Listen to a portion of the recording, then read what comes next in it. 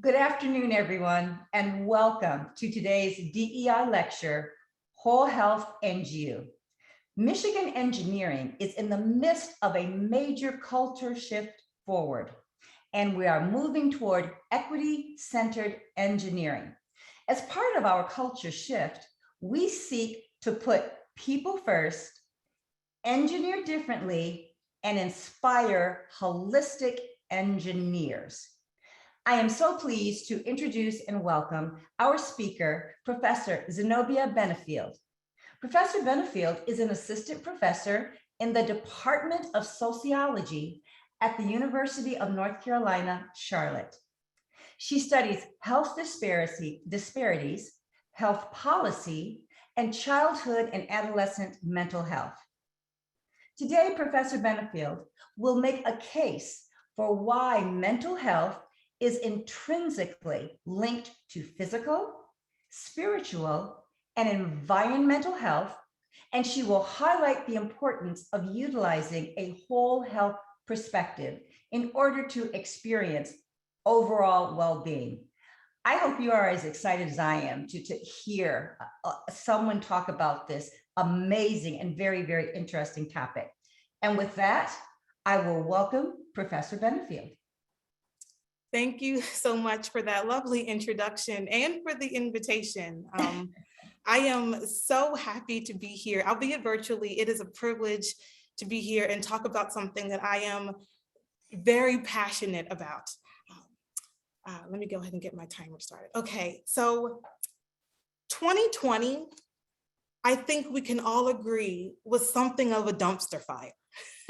It was somewhat horrible, right? It was full of tumultuous upheaval, political unrest, racial unrest, the pandemic. It was just tough. And I can remember the conversations I had with colleagues and students, and even the conversation that we had as a society about hoping that 2021 would bring the end of 2020, right? But also bring us back to normal.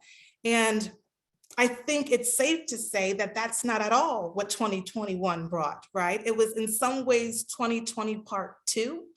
And we realized that there is no going back to the way things were before COVID. We are all navigating a new normal. And so now as we transition into 2022, I've heard the conversation shift from, oh, I hope we get back to normal, to, well, how do we just stay healthy as everything changes?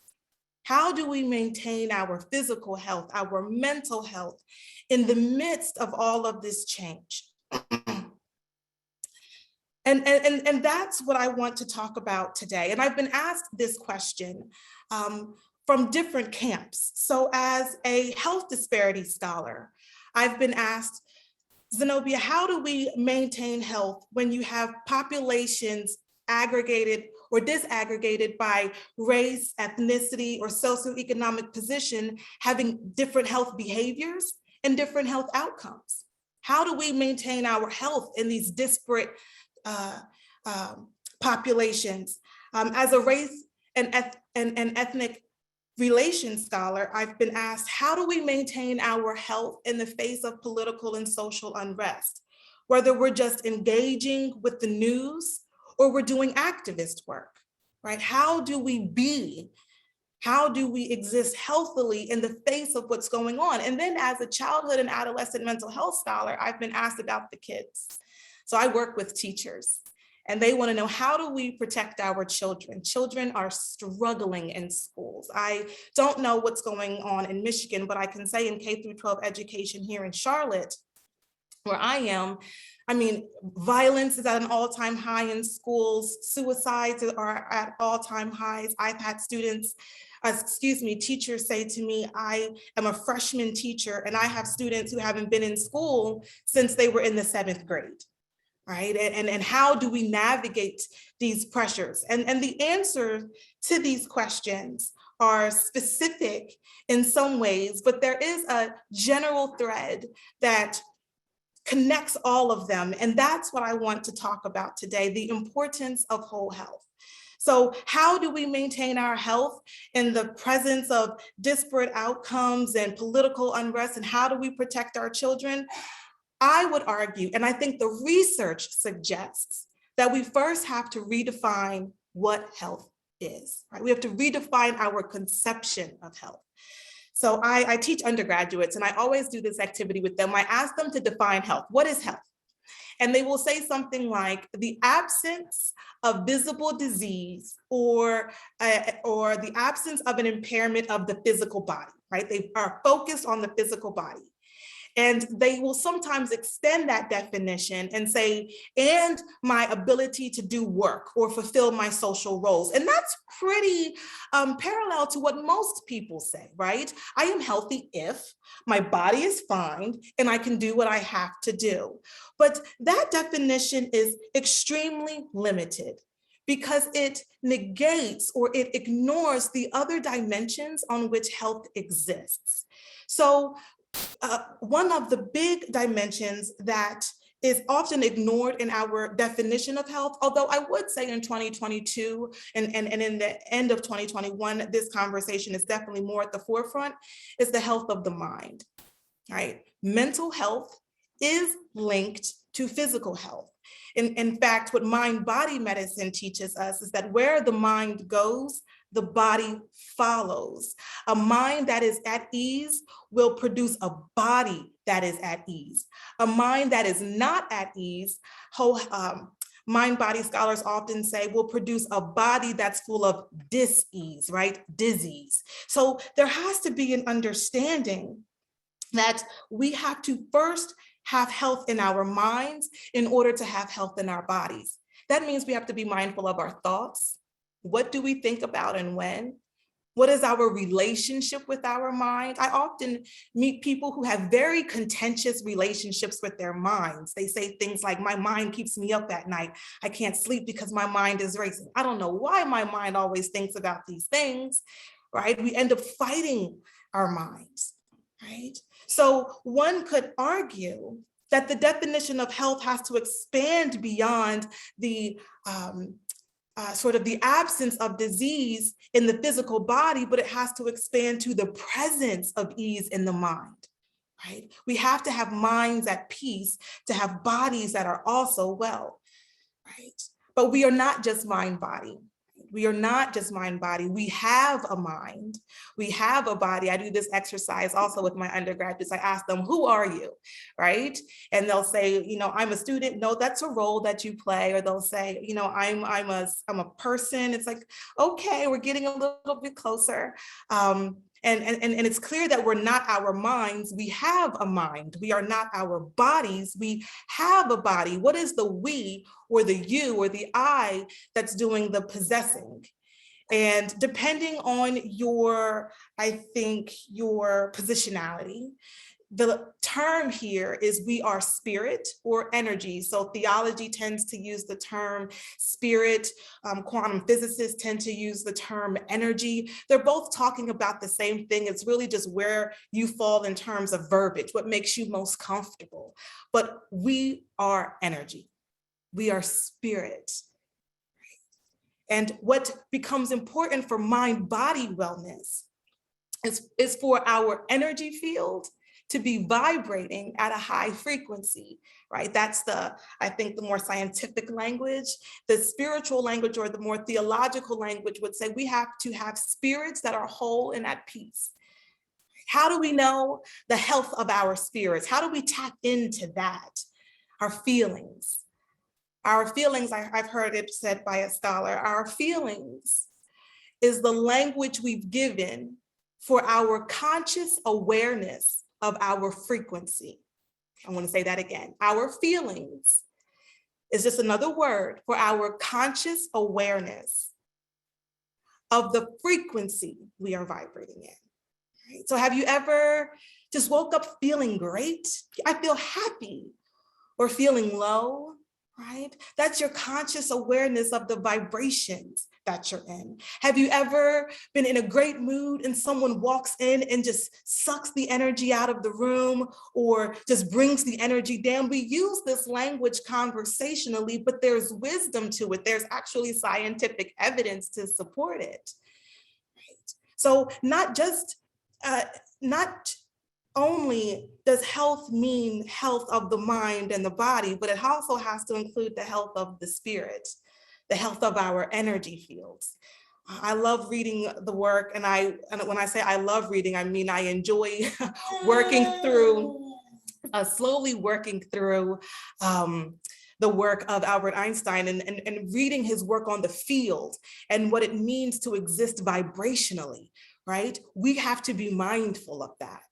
We have to absolutely be mindful of that. But to expand this even larger, right? We are not just spirit, mind, and body beings. We are spiritual mind, body beings that exist in an environment.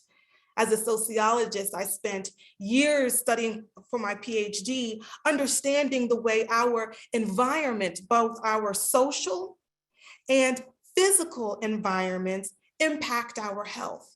So whether we are talking about our physical homes, right, who resides in our homes, our communities, right, whether we live in well-resourced communities or hyper-police communities, or whether we live in food deserts, or our nation, right? What we know is that where you exist impacts our health. Some excellent and really exciting studies coming out of epigenetics is helping us understand. And in fact, my favorite molecular biologist, and I don't know if people have favorite molecular biologists, but one of mine is Dr. Bruce Lipton. And in his book, The Biology of Belief, he has a whole chapter about the environment, and it's entitled, "It's the Environment, Stupid," because he's trying to shake us and help us understand that our health is not predetermined by our genes or our DNA, but it's largely impacted by where we reside,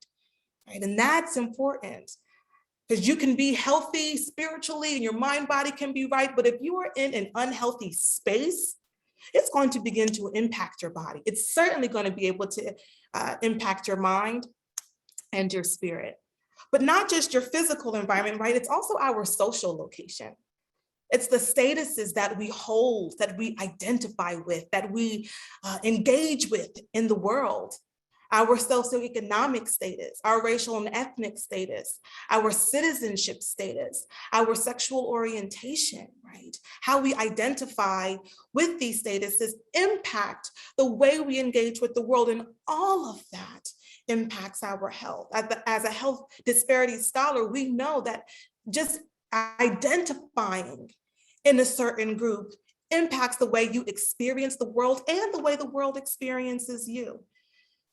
So the case that I'm trying to make, right, the argument that I'm trying to make is that health has to be understood as the interplay and alignment of mind, body, spirit, and environment, right? And that's really different from this idea of, well, if I don't notice any sickness in my body and I can go to work, I'm healthy, right? If I can push through, I'm good, which is sort of the culture that we have here in this country. We are a country that is very individualistic. We like to pull ourselves up by our bootstraps. We really value hard work, and we even value being able to handle mountains of stress, right? But this definition of health that I'm introducing to you expands beyond that and causes us to look at the different domains on which we exist, the different systems on which we exist, and to put as much energy into all of them that we put in one. Another way of looking at this is think of the body. The body is made up of multiple systems, right? So if you only focus on the health of your immune system, that's great, but then you will see sickness in your muscular systems, your skeletal systems, your neural systems, your cardiovascular systems. All of the systems have to be cared for. In the same way, our health exists on these multiple systems: spirit, mind, body, and our social and environment. Right? These things are important. So I think by having a broader definition that is more true to our experience, we can then begin to engage health on a more meaningful level. And so that's what I want to share now, because my students always say, okay, we get it, Dr. Bennefield, we get it, but now what? And I think the now what question is so important to engage. So I have 3 suggestions. These suggestions are most certainly not, I think, the only things that need to be done or could be done, but I found, and from my time in the research and literature and the studies I've run, that these 3 will certainly get you off on the right path, okay? So now that you have a definition of whole health, how do you practice this? How do you engage it on a regular basis? My first suggestion, know thyself. Right? I say this to my students all of the time, know thyself. It is amazing how many people I run into who are experts, scholars in everything but themselves. They'll say things like, I don't know why my mind works this way. I don't know why I always have this headache. I don't know why I can't get to sleep. I don't know where my habits come from, right? There's a lot of I don't know of self. And it's not our fault, right? We spend a lot of time in education that encourages us to learn a lot about things outside of ourselves. But in order to make meaningful change, you have to first understand the phenomenon that you are engaging. Right? We can't change anything unless we first understand it. You can't change or improve your health if you don't understand it. So one of the best suggestions I've gotten from medical practitioners is to study yourself the way you would study any other subject. Take copious notes about you. Take a step back and become the watcher. Watch, when do I feel a certain way? What triggers that? When I have this feeling, what does it do to my thoughts? Then how does my actions move? How does my body react to certain patterns of behavior? Where do my patterns of behavior come from? Right? It's amazing. And I work with 19, 20, 21-year-olds, and they work really hard to keep their parents from knowing them, and they know very little about their parents. But so much of our health habits are generational. So much of what we do comes from the toolkit that was given to us by the people who raised us. I know I noticed it really for the first time when I became a parent. And when my kid needs to be disciplined, when I open up my mouth, it's my mother and father that I hear, right? And I'm just giving them speeches that I heard 20 some odd years ago. We're given speeches and we're given thought patterns and we're given attitudes and we're given habits by people. And we often don't critically engage if we want them, if they work for us, right? They may have worked for the people who raised us, but not really for us. But we have to know them. We have to acknowledge them. We have to analyze them before we can make any meaningful change. So my first suggestion is to make an inventory of who you are, of your spiritual health, of your mind, body health, and of your social and environmental health. And as you make this inventory, think about your habits, your dispositions, your thoughts, your ideas, your fears. Ask yourself where they came from, how they make you feel, how you act them out. And then once you have a really clear understanding, right, of what you're looking at, then you can begin to take those needle nose pliers and go in and make the adjustments that you need to make. So know thyself. Use this whole health perspective to help you learn more about yourself. The second strategy I want to suggest to you is to help others. Now, I know for the past, I've been talking for almost 15 minutes now, and I've been talking really about us as individuals, right? This very individualistic look inside perspective on health. And I stand by that. But as much as health is internal and personal and individualistic, if you think about the field, the quantum field, we are all connected. Right? We are all linked together. Even though I am miles away from Ann Arbor, I am linked to you all. Right? My well-being is connected to your well-being. I think some scholars have argued that a part of the reason our health as a nation, as a society, as a group of people has suffered so is because we are under the illusion that we are separate from one another. So do something for others. I am a fan of Sean Acor's work, The Happiness Advantage. And one of the things that he talks about in his work is the importance of gratitude. And it's interesting, right? What happens on a hormonal level. So I'm talking about the happy hormones, the cortisol and the dopamines. So when something good happens to you, you feel excited and you get a spike of those happiness hormones. But when you do something good for others, when you make someone else feel great, or when you make someone else's day, that dopamine and that and that serotonin and all of those happy hormones spike even higher. It's amazing, and it's interesting, I think, from a research perspective, that doing for others has a greater positive impact on your own body than something great happening for yourself. So one of the things I like to challenge my students to do is to identify 30 people who have made a positive impact on your life. These can be people that you know, people in your inner networks, or people who have just lived lives that have been aspirational to you, or, you know, were sort of like fly by night in your life for a moment, but in that moment, they did something good, and tell them thank you.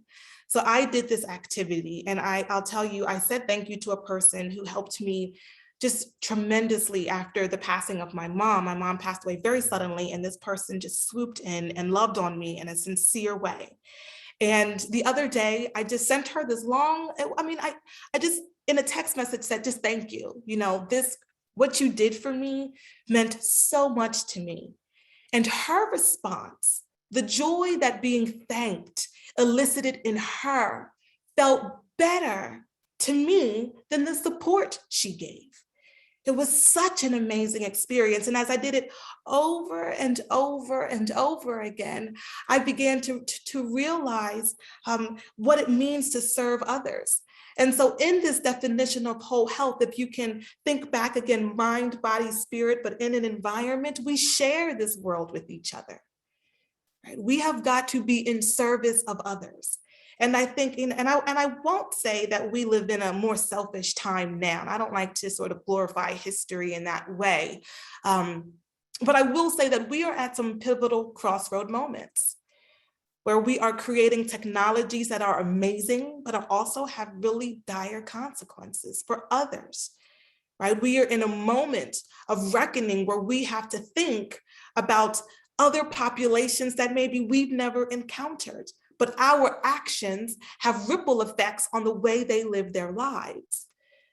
It's going to be important for us to think not only about my health, but our health, and to start to make decisions and choices and conscious actions that are not just in service of our greater good, but of the greater good of the whole. So this approach to whole health situates not only knowledge of self, right? Understanding that self is spirit and mind and body and environment, but also helps us understand that self is linked to other, that there is no separation, right? We are one, right? And that's what the ancient philosophers and the current physicists are telling us. So knowledge of self and help others. And then the third suggestion, how do we practice whole health? How do we do this thing and see the results that we want? My suggestion to you is to have hope. Be optimistic. I will tell you, when I talk to my students, sometimes they are some of the most pessimistic people. You know, they have a doom and gloom perspective on life, and there's fair reason why that is. I think we adults have done a good job of giving them things that they'll doom and gloom about. But there is power in optimism and hope. And I'm not talking about toxic positivity. That term was just introduced to me. And toxic positivity is sort of putting your head in the sand or acting like the big mountains that we have to climb, like climate change and equality, right? It's not acting like these things don't exist. We're going to acknowledge our reality, but you can acknowledge the presence of the mountain. And you can even be in awe of its magnitude. You can even say, my goodness, this is a giant mountain. And in that same breath say, And I am so glad I'm a mountain climber. I am so glad that I am I'm so glad that I climbed that other mountain over there not too long ago. So I know that I can climb this mountain. Eventually, I'll figure it out. I have an article that I keep in my home from Time magazine. They just did a whole issue on optimism and positive thinking, with studies connecting the importance of positive thinking and optimism and hope to physical health outcomes and mental health outcomes. I am going to encourage all of us to be optimistic in our ability to navigate uncertain and perilous times. I'm going to encourage us to be mindful that we as sentient human beings, the most powerful things in the universe, right? The most powerful computer exists right here in our heads. There's nothing people cannot do. I just watched a documentary, I think it's called Free Solo, about a man who climbed this sheer mountain face. So it's almost like a 90-degree angle with no ledges. And I'm thinking, he's not going to be able to climb that mountain. There's nothing to put his fingers on. But sure enough, he got up there without rope in like 3 hours. It was amazing. There's nothing that people cannot do. There's nothing that we are not capable of. And if we are mindful of that, it makes this practice of health possible. And I want to emphasize that this is a practice. Health is not a destination. It is a journey. You're not going to be healthy for, X amount of days or complete X amount of activities and then all of a sudden be healthy. This is going to be something that you have to be committed to for the rest of your life. And so you're going to have to be optimistic, because there are going to be moments when you fall off the wagon and fail and don't reach the goal that you attempted to. But if you remember that this is just a part of the journey, and to embrace even those hard parts, whole health, right? Spiritual health, mind, body health, and that social and environment health, it becomes inevitable. It becomes inevitable. So I want to stop here and open up the conversation for dialogue. But thank you for listening. Thank you so much, Zinobia.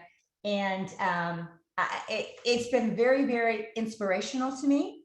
And it's made me think.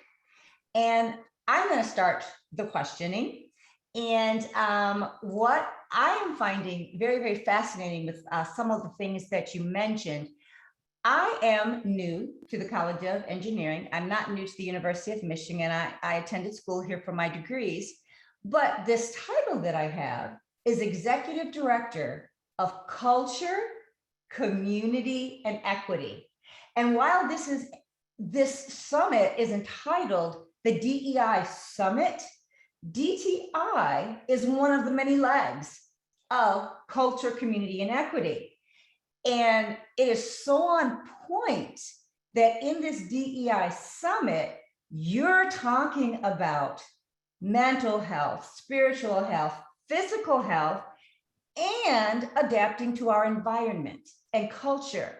So I'd like to ask you that one of, not the challenges, but images that I've seen since I've been on the campus the past 2 months is, can you define or differentiate for me between culture and climate? You've mentioned both of them. Between culture and climate? Yes. Or is there not a difference? And can you give me an example of what you mean by climate? Yes. For example, I view the climate of this situation as more intimate, the climate within the room. What is the temperature in the room? What is the temperature of this conversation? The climate. But we talk about the culture of the College of Engineering.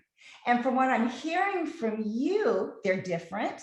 How we react to those environments is different.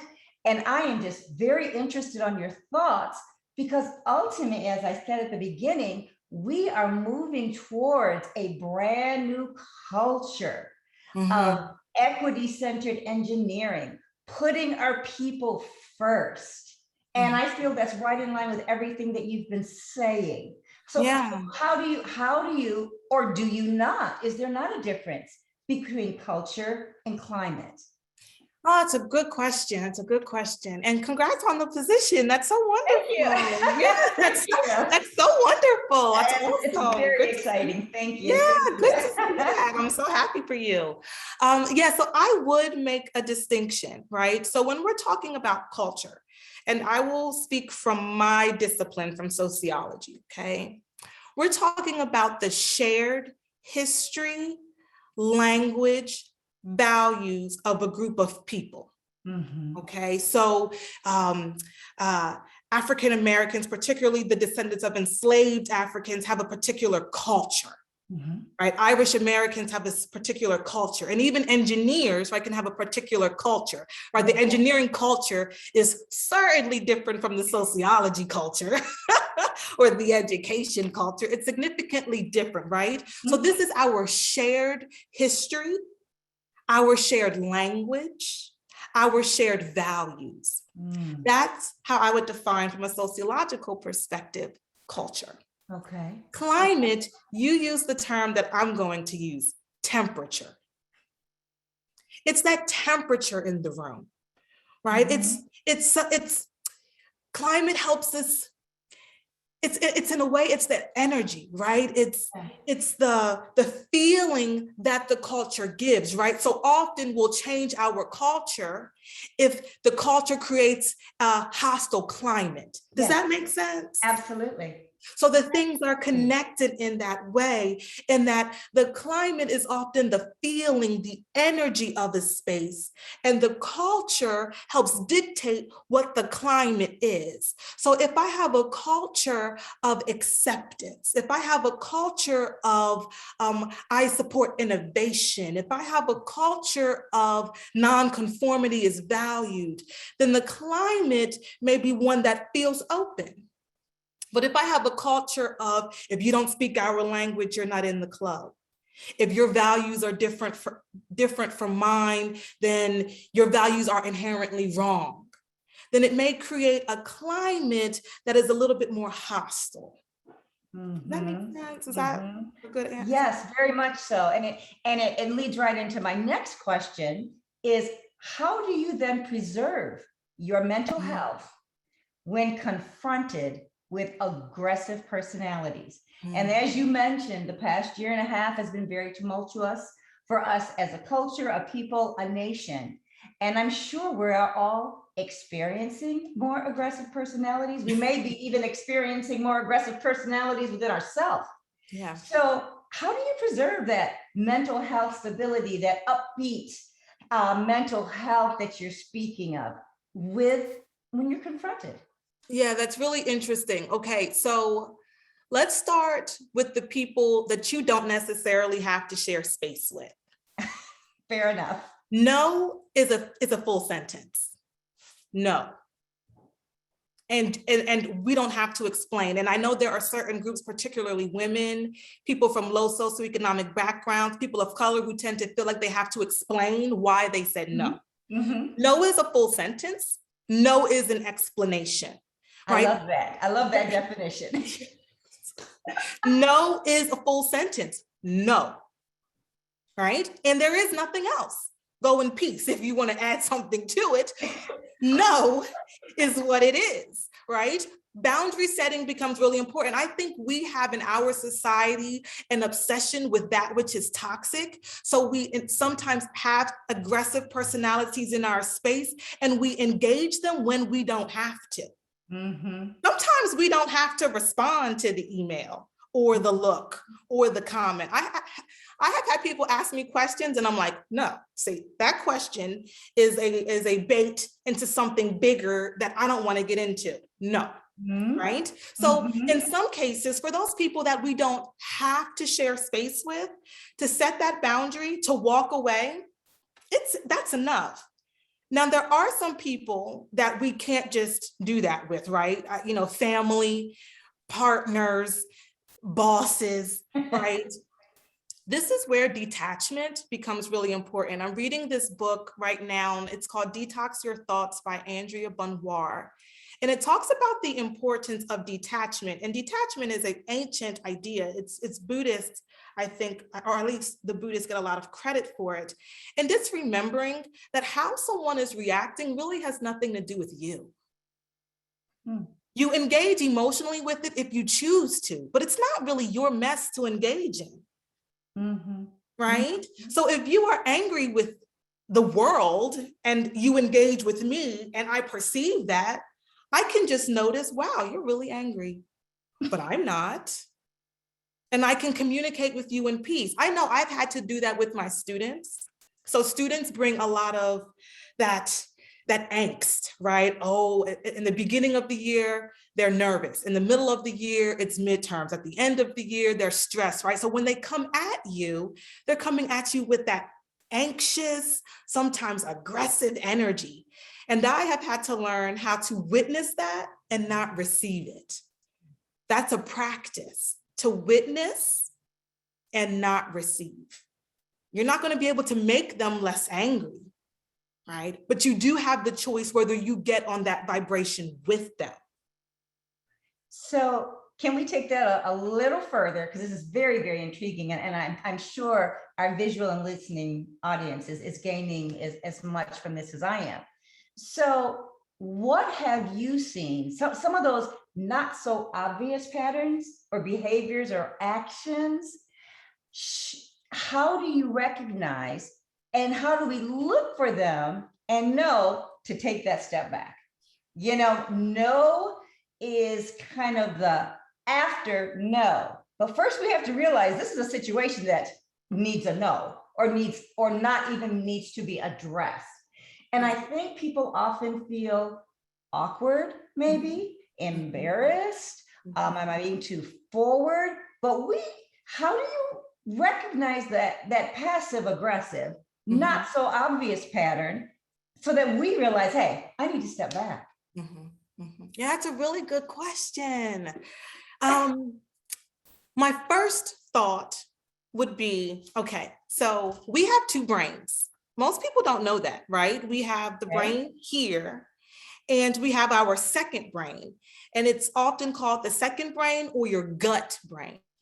So have you ever said something like, I trust my gut? Yeah. Or women's intuition, and you often feel it right above your belly button in that solar plexus? Okay.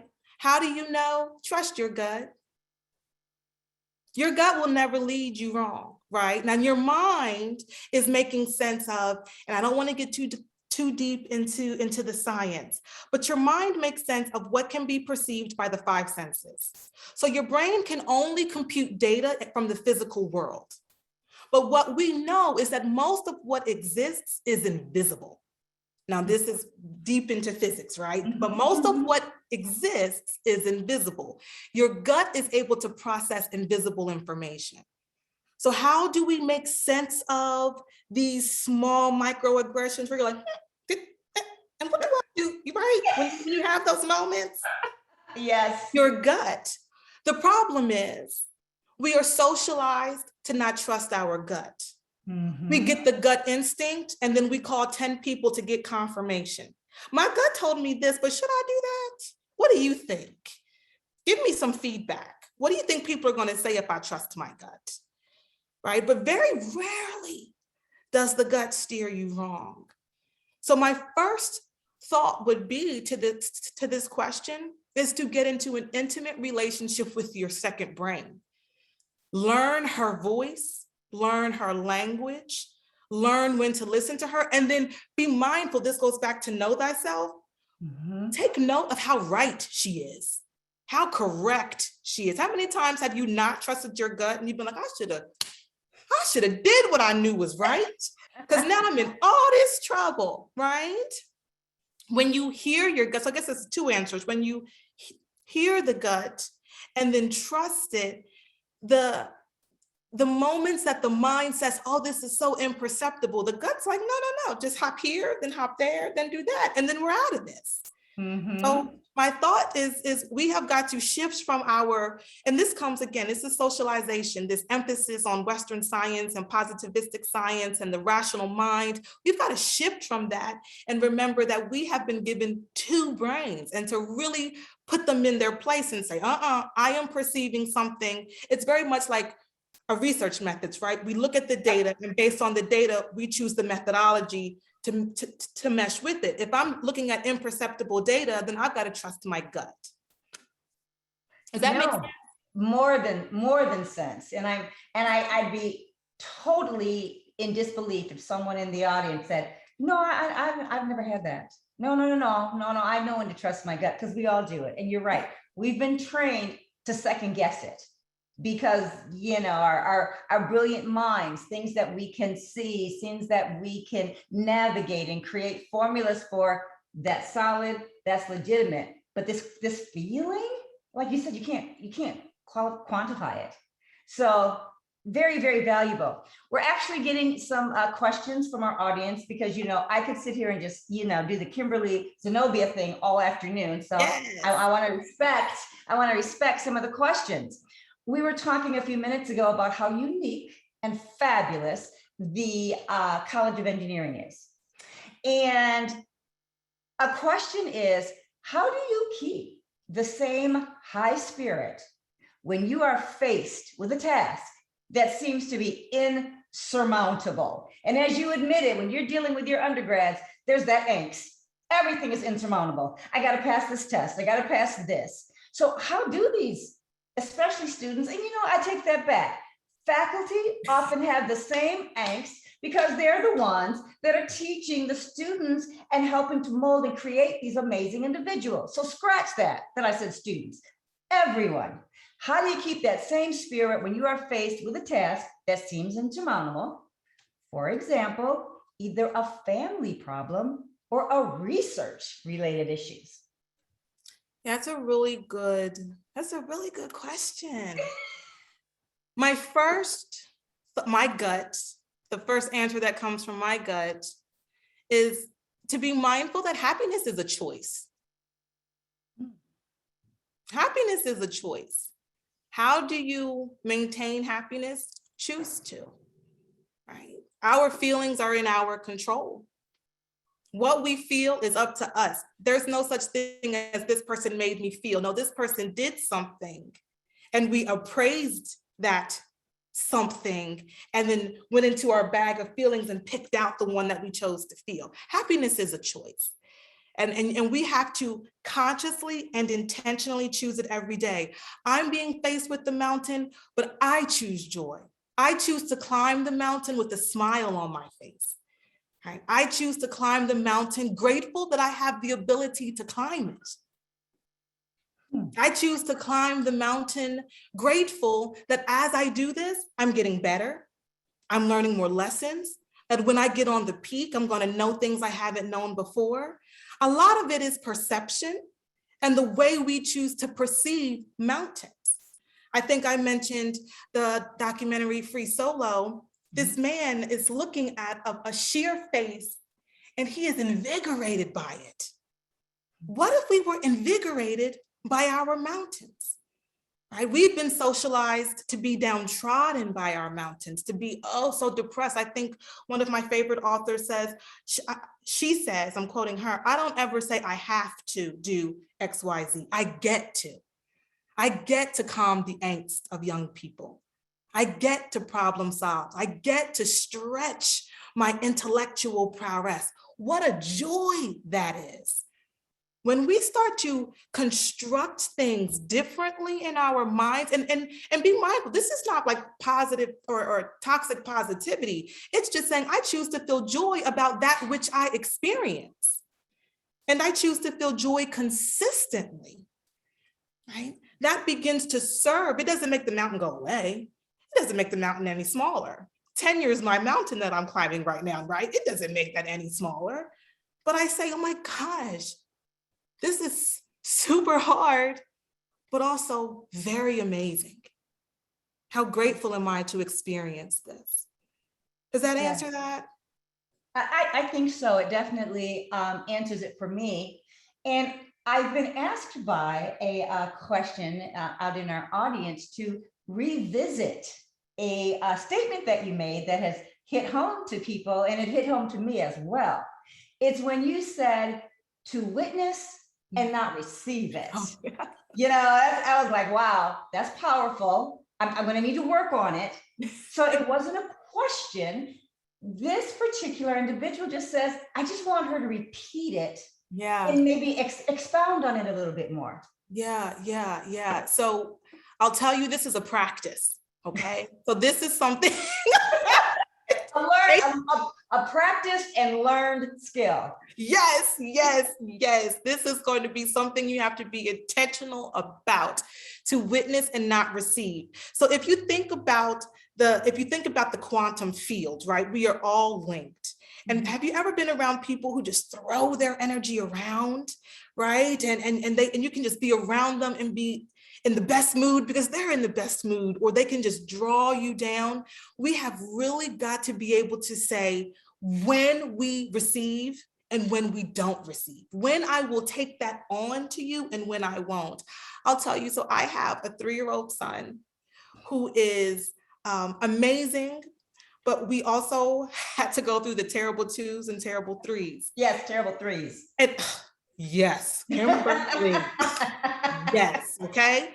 And it's amazing what a 3-year-old temper tantrum will do to the climate of a room, will do to your feelings, right? And there are times, and any parent will know, when your child is having a temper tantrum in the store and you gotta go and you're embarrassed, you go from being in a great mood to just, you're having a temper tantrum too. And every mom I know has said there have been moments when they are grown women, but they are both temper tantruming with that toddler.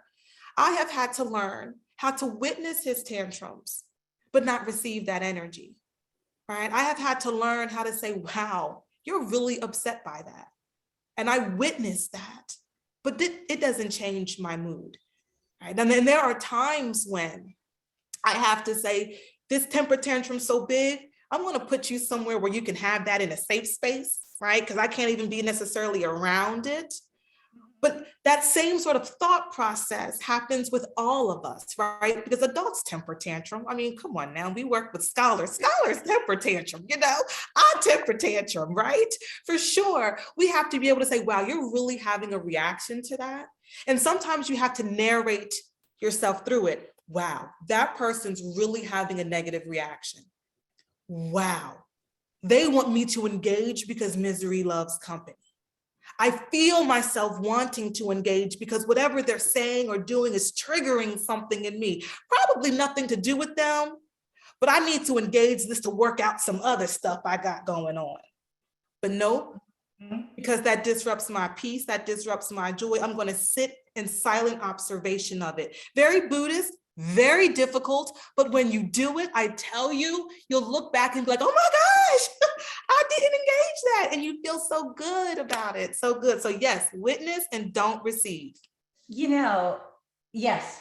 Well, yeah.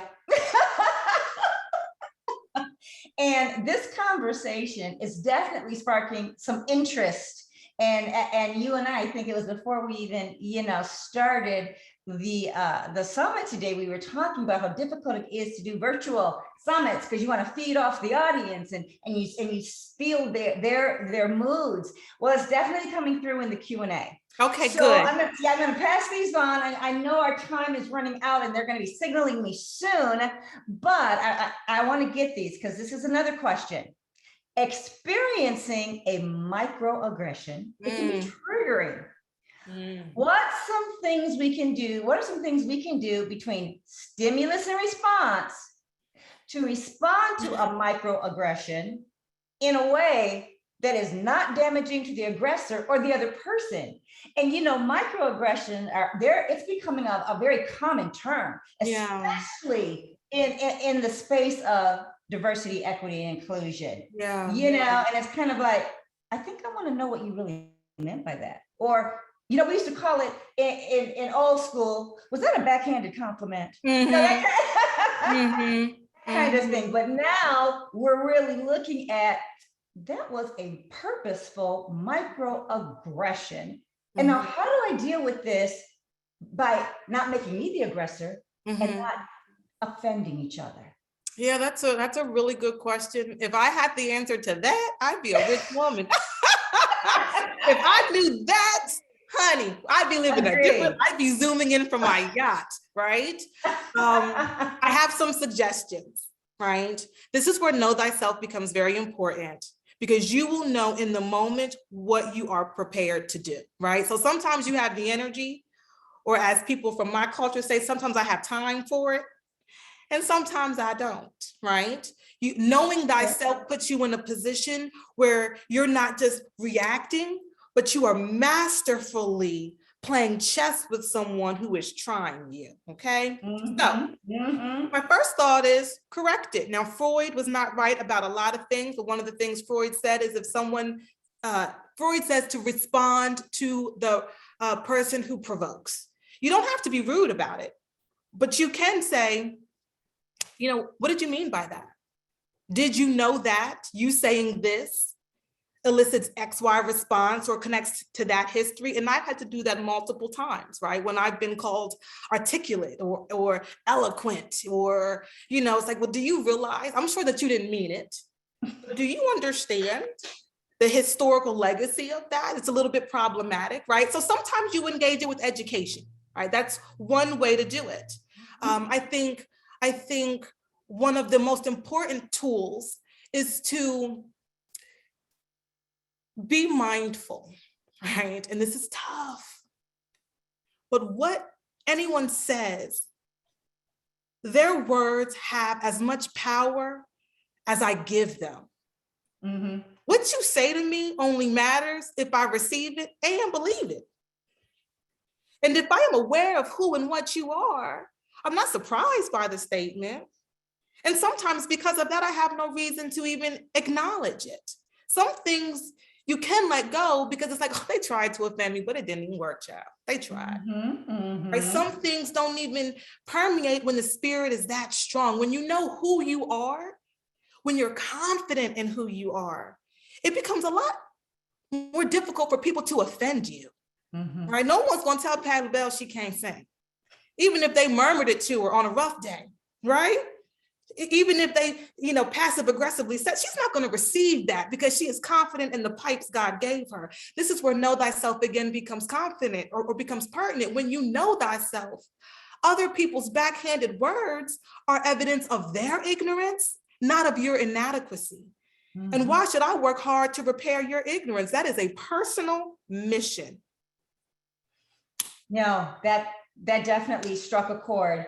And oh my goodness, we have time for one more question. We're going to have to apologize to our audience. Yeah, well, can I say people can reach me? I guess I could give this to Michelle, my contact information, because I'm happy to answer these questions. Oh, that would be lovely. I'm sure people will be sending you. Be careful what you wish for, Zinobia. So this is the last question.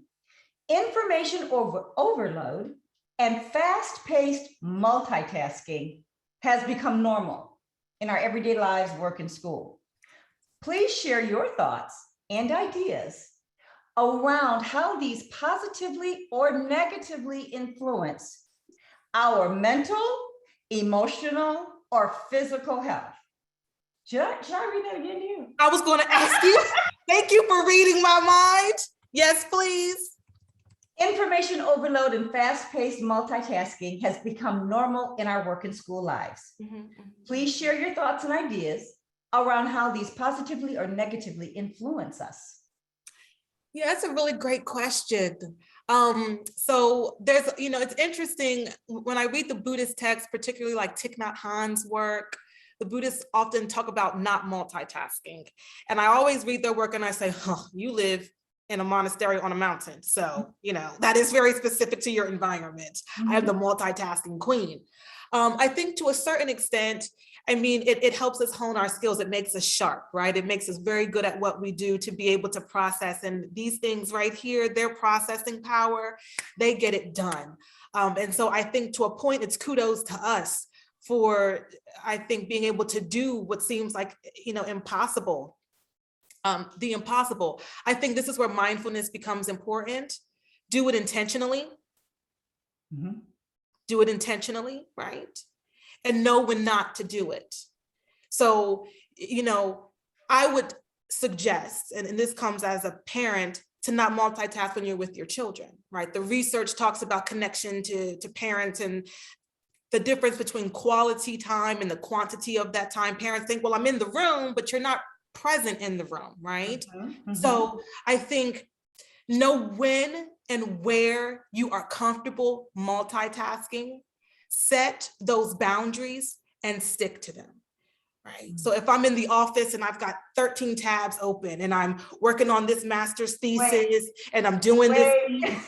Wait, you're calling me out. You're calling me out. And I'm doing this email and this person comes in and I got to turn to this problem. Okay, I'm multitasking, but as long as the quality of my work is good, all I should be doing is giving myself a whoop whoop, right? Because I did it.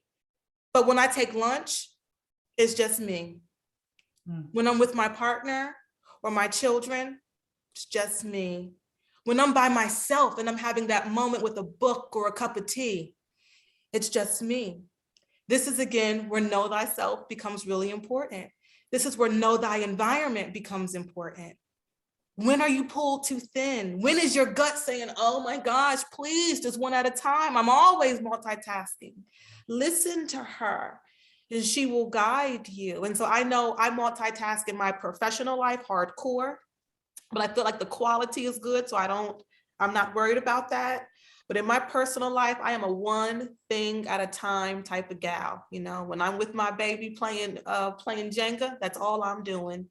When I'm with my girlfriends having a good glass of wine, all I'm doing is kikiing. When I am sitting back watching my favorite sitcom, I am engrossed. Those, and those times of healing, very healing. As I said, you and I could do this all day. And I'm looking to my right at all these wonderful, outstanding, thank you, positive energy. This was awesome. So I thought I would take a second and read those to you. And I want to thank you so much. This has just been amazing. I've enjoyed every moment. So thank you so much for joining us today. Thank you so much for the So to our viewing and listening audience, our next DEI lecture will be on December 10th, 2021, with U of M professor Isis Settles. Her talk, now listen carefully, it's a mouthful. Her talk will be on epistemic exclusion and scholarly, let me make sure I get it right here. All right.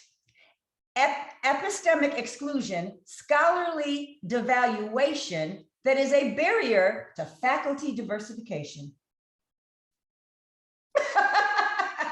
It sounds amazing. Amazing. So if you are a Michigan student, staff, or faculty member, please take a look at the Michigan Engineering DEI Summit 2021 for all of the amazing offerings that we're bringing to our college community. And we look forward, I look forward, all of us look forward to continuing to learn and grow with you in this space. Thank you again, Zinobia, and thank you to all of you. Have a wonderful rest of your day.